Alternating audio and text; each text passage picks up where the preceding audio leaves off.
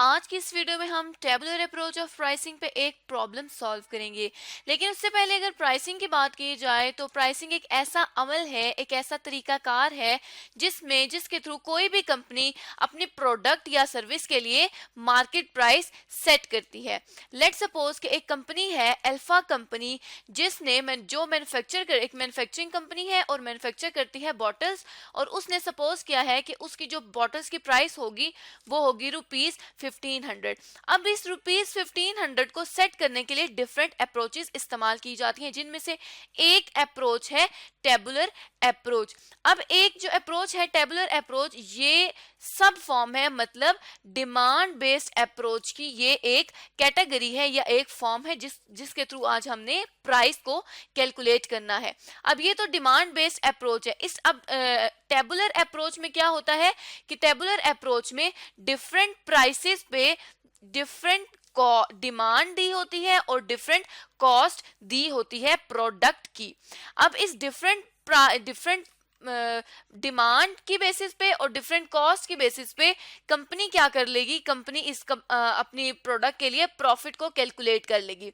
अब जब कंपनी ने प्रॉफिट को कैलकुलेट कर लिया तो टेबुलर अप्रोच में हमने क्या सीखा था कि हम वो वाला प्रॉफिट लेंगे जहां पे हम वो प्राइस रखेंगे जहां पे टोटल प्रॉफिट जो है वो मैक्सिमम होगा, और उस प्राइस को हम क्या कहेंगे, उस प्राइस को हम कहेंगे ऑप्टिमम प्राइस। तो ये सारा कंसेप्ट था टेबुलर अप्रोच ऑफ प्राइसिंग का, जिसमें हमने ये देख लिया कि डिमांड और कॉस्ट के बेसिस पे टोटल प्रॉफिट कैलकुलेट करेंगे और वो प्राइस सेट करेंगे जिस पे टोटल प्रॉफिट जो होगा वो मैक्सिमम होगा। अब अगर क्वेश्चन की तरफ चलें तो ये क्वेश्चन है, हमारे पास एक प्रॉब्लम है टेबुलर अप्रोच ऑफ प्राइसिंग पे, जिसकी जो कंपनी है वो है अल्फा मैन्युफैक्चरिंग कंपनी। अब अल्फा मैन्युफैक्चरिंग कंपनी क्या चाहती है, अल्फा मैन्युफैक्चरिंग कंपनी ये चाहती है कि using tabular approach prepare the calculation. Tabular approach को इस्तेमाल करके कैलकुलेशन बनाएं जिसमें आइडेंटिफाई करें कि which of the following of the above 6 selling prices per unit will result the highest annual profit from this product. कि ये जो प्रोडक्ट कंपनी ने बनानी है इसमें इन 6 सेलिंग प्राइसेस जो दी हुई हैं इनमें से किस प्राइस पे मैक्सिमम प्रॉफिट आएगा और उस प्राइस को कंपनी सेट कर लेगी। तो टेबुलर अप्रोच को इस्तेमाल करके हमने इस क्वेश्चन को सॉल्व करना है, इस प्रॉब्लम को सॉल्व करना है। अब अगर क्वेश्चन की तरफ जाएं तो alpha is considering it's pricing policy for next year. Alpha जो है वो कंसीडर कर रही है प्राइसिंग पॉलिसी नेक्स्ट ईयर के लिए। It has already carried out some market research into the expected level of demand for one of its product at different selling price। अब वो कह रहे हैं कि मार्केट रिसर्च की है उसने, डिफरेंट लेवल पे उसने यहाँ पे डिमांड के जो लेवल हैं वो सिलेक्ट कर लिए हैं, डिफरेंट प्राइसेस पे उसको मिले हैं डिफरेंट लेवल्स। अब लेट सपोज कि 100 रुपीज अगर सेलिंग प्राइस है तो 50,000 की डिमांड है। अब ये जो सेलिंग प्राइस है ये पर यूनिट रुपीज में है और जो डिमांड है वो यूनिट्स में है। इसी तरह 120 सेलिंग प्राइस पे 45,000 की डिमांड है, इसी तरह 130 पे 40,000, 150 पे 20,000 और 160 पे 10,000 और 170 पे 50,000 की डिमांड्स हैं। अब फर्दर वो क्या कह रहा है, फर्दर अल्फा लिमिटेड ये चाहती है कि this product is manufacturing in batches, कि ये जो प्रोडक्ट है ये बैचेस में मैन्युफैक्चर हो रही है, मतलब ये जो यूनिट्स हैं लेकिन इनको मैन्युफैक्चर कहां पे किया जा रहा है, बैचेस में किया जा रहा है 100 यूनिट्स के। अब अगर 100 यूनिट्स एक बैच में तो हम देख लेंगे कि कितने बैचेस बनेंगे। And analysis show that the total production cost depend on the number of the unit as well as the number of the batches produced each year. अब वो कहता है कि जो टोटल प्रोडक्शन कॉस्ट होगी वो डिपेंड करेगी नंबर ऑफ यूनिट्स पे as well as number of batches पे, मतलब टोटल प्रोडक्ट कॉस्ट जो होगी वो यूनिट्स का भी हिस्सा होगी और बैचेस का भी उस पर कुछ हिस्सा लगेगा। अब उसने जो फॉर्मूला दिया है टोटल कॉस्ट का वो ये दिया है कि Z is equals to 70x plus 80y is equals to 2,40,000 rupees. मतलब क्या हुआ, मतलब यहाँ पे ये डिफाइन किया जा रहा है कि यहाँ पे जो Z है वो रिप्रेजेंट कर रहा है टोटल प्रोडक्शन कॉस्ट को, जो X है वो रिप्रेजेंट कर रहा है कि नंबर ऑफ यूनिट प्रोड्यूस कितने हैं और पर यूनिट एक यूनिट पे कितनी कॉस्ट रहेगी 70 की। And Y represent number of batches of production, Y जो है वो number of batches of production जो है वो शो कर रहा है। अब उसने रिक्वायर किया था कि टेबुलर अप्रोच के थ्रू हमने इस क्वेश्चन को सॉल्व करना है। अब क्योंकि टेबुलर अप्रोच में हमने पढ़ा था कि टोटल प्रॉफिट को हमने देखना है कि टोटल प्रॉफिट कहां पे मैक्सिमम होगा। तो यहां से अगर अब हम प्रॉफिट की बात करें तो प्रॉफिट हमारे पास होता है total sales revenue minus total cost. तो सबसे पहले हमने अब क्या करना होगा कि हमने टोटल सेल्स रेवेन्यू फाइंड करना होगा और टोटल कॉस्ट को फाइंड करना होगा, और डेटा हमने क्वेश्चन में देख लिया कि हमें क्या गिवन है। तो सबसे पहले अब क्या करेंगे कि टोटल सेल्स रेवेन्यू को फाइंड करेंगे। टोटल सेल्स रेवेन्यू किस तरह से फाइंड होगा? टोटल सेल्स रेवेन्यू को भी हम टेबुलर फॉर्म में फाइंड करेंगे, जिसके लिए हमें तीन चीजें रिक्वायर्ड होंगी, और वो तीन चीजें क्या होंगी, यहाँ पे उन तीन चीजों को हम देख लेते हैं। वो तीन चीजें होंगी सेलिंग प्राइस पर यूनिट, जो हमें क्वेश्चन में दी गई है, क्वेश्चन में सेलिंग प्राइस दी गई है पर यूनिट। यहाँ पे इस सेलिंग प्राइस पर यूनिट को हम क्या करेंगे कि हम अपने टेबल में लिख लेंगे। यहाँ पे हमने टोटल सेलिंग पर यूनिट जो सेलिंग प्राइस है वो यहाँ पे लिख ली कि 100 रुपीज है, 120 है, 130, 150, 160 और 170। इसी तरह एनुअल डिमांड को यूनिट्स में हम लिखेंगे, तो जिस तरह हमने ऊपर क्वेश्चन में देखा था कि क्वेश्चन में जो एनुअल डिमांड दी गई है वो ये दी गई है 50,000, 40,000, 45,000 वगैरह की।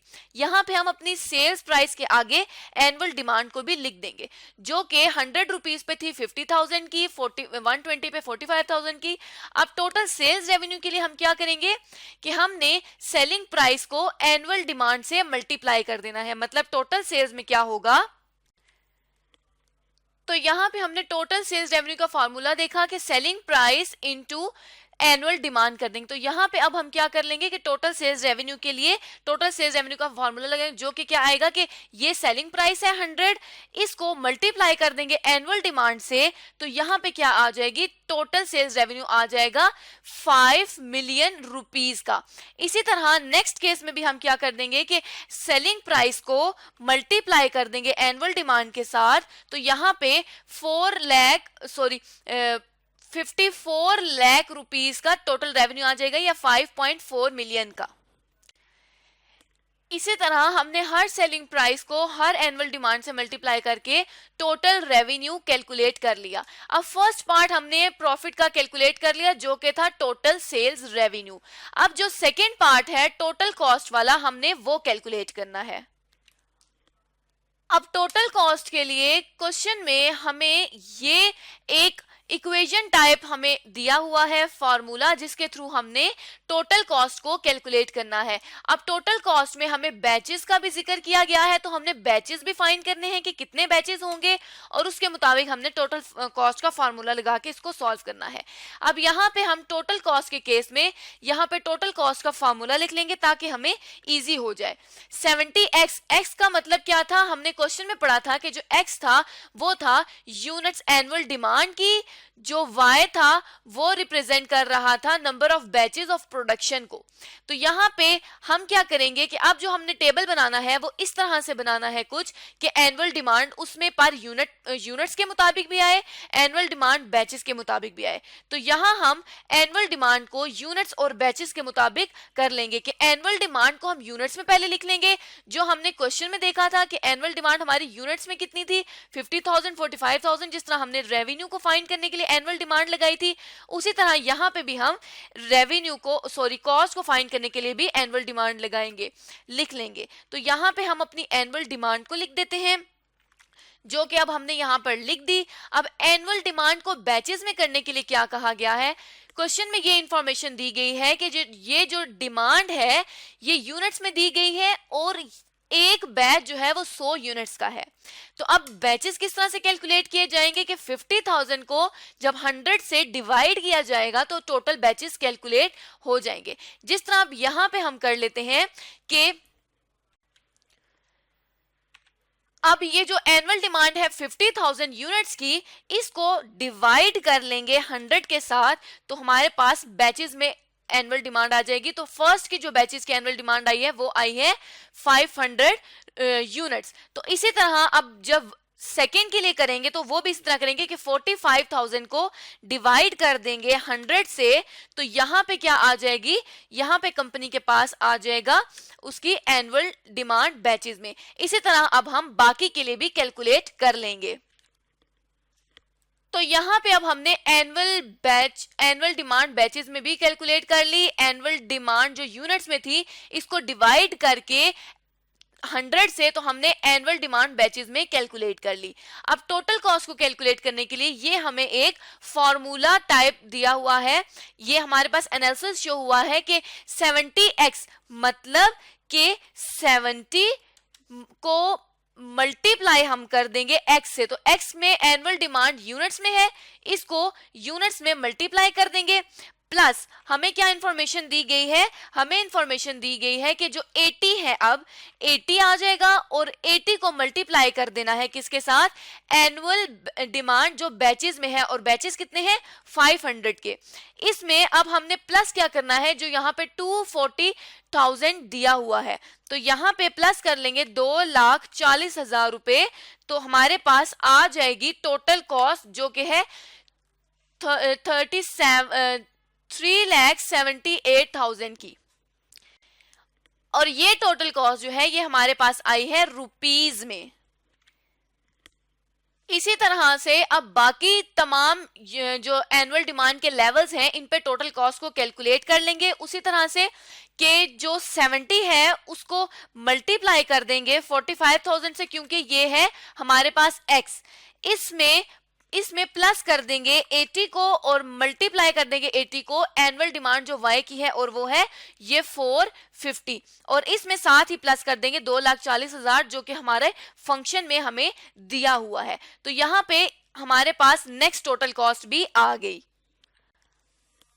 अब हमने तमाम एनुअल डिमांड्स पे टोटल कॉस्ट को कैलकुलेट कर लिया, जो कि हमारे पास ये तमाम टोटल कॉस्ट आ गई। अब हमने देख लिया कि प्रॉफिट में हमारे पास दो चीजें ही थी कि एक टोटल सेल्स रेवेन्यू फाइंड करना था और एक टोटल कॉस्ट फाइंड करनी थी। टोटल सेल्स रेवेन्यू हर लेवल पे हमने कैलकुलेट कर लिया, और टोटल कॉस्ट जो है वो भी हमने हर लेवल पर देख ली कि टोटल कॉस्ट हर लेवल पर क्या है, और टोटल कॉस्ट हर लेवल पे हमारे पास इतनी आ गई। अब क्या करना है कि अब हमने कंपनी के लिए प्रॉफिट को कैलकुलेट करना है, और प्रॉफिट क्या था, प्रॉफिट हमारे पास था कि total sales minus total cost. तो यहाँ पे अब हम क्या कर लेंगे कि यहाँ पे हम अपने प्रॉफिट के लिए टेबल बना लेंगे जिसमें कि एनुअल यूनिट्स हैं, एनुअल डिमांड यूनिट्स में है जो कि हमें क्वेश्चन में दी हुई थी, और वो एनुअल डिमांड जो यूनिट्स के लिए थी वो एनुअल डिमांड हमने यहाँ पर लिख दी। अब टोटल सेल्स रेवेन्यू जो हमने ऊपर कैलकुलेट किया था, ये वाले तमाम सेल्स रेवेन्यू, इसको हम यहाँ से उठाकर अपने नेक्स्ट जो टेबल आएगा इस टेबल में लिख देंगे। तो यहाँ पे हमने टोटल सेल्स रेवेन्यू को भी इसी तरह लिख दिया जो हमने टेबल, जो फर्स्ट टेबल बनाया था उसमें कैलकुलेट किया था। अब यहां से हम टोटल कॉस्ट को उठाएंगे जो हमने अभी कैलकुलेट की थी रिसेंटली, उस टोटल कॉस्ट को जो कि Z थी उसको हम यहां पे पेस्ट कर लेंगे, यहां पर लिख लेंगे। तो यहां पे हमने टोटल कॉस्ट भी लिख ली। अब प्रॉफिट को कैलकुलेट करना है, और प्रॉफिट के लिए हमने क्या कहा था कि प्रॉफिट हमारे पास क्या होगा, प्रॉफिट हमारे पास होगा total sales revenue minus cost. तो यहाँ पे हमने इसका फार्मूला भी देख लिया प्रॉफिट के लिए, जो हम कैलकुलेशंस करते हैं कि टोटल सेल्स में से टोटल कॉस्ट को माइनस कर देते हैं। अब यहाँ पे टोटल सेल्स रेवेन्यू कितना है, ये टोटल सेल्स रेवेन्यू है, इसमें से माइनस कर देंगे टोटल कॉस्ट को, तो हमारे पास प्रॉफिट आ जाएगा जो कि है 12,20,000 रुपए का प्रॉफिट। इसी तरह नेक्स्ट सिनेरियो में भी हम टोटल सेल्स में से माइनस कर देंगे टोटल कॉस्ट को, और इसका भी प्रॉफिट कैलकुलेट कर लिया।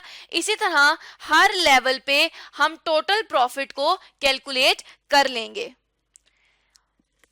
अब यहाँ पे हमारे पास तमाम एनुअल डिमांड्स आ गई जो हमें क्वेश्चन में ऑलरेडी प्रोवाइडेड थी, और उस पे तमाम डिमांड पे जो है हमारे पास टोटल जो प्रॉफिट है वो भी कैलकुलेट हो गया।